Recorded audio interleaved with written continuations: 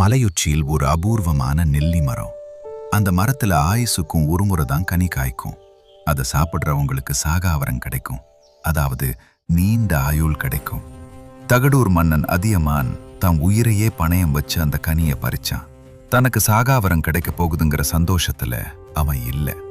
அப்போ அங்கே தமிழ் மூதாட்டி ஔவையார் வர்றாங்க. அதியமானுக்கு தமிழ் மேல அவ்வளவு காதல். ஔவையார கண்டதும் அவன் மனசுல ஒரு எண்ணம் ஓடுது. அந்த கனியோட மகிமைய சொல்லாமலேயே அது ஔவையாருக்கு கொடுத்துட்டான் அதியமான். பாட்டி, இத சாப்பிடுங்க அப்படின்னு அன்போடு கொடுக்கறான். கனியை சாப்பிட்ட பிறகுதான் ஔவையாருக்கு உண்மை தெரியுது.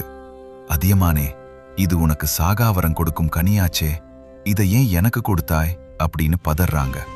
அதியமான் சொன்னா, நானே சாப்பிட்டா ஒரு மன்னன் மட்டும் வாழ்வேன்.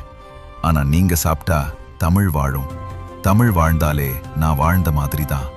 என்ன ஒரு தியாகம்!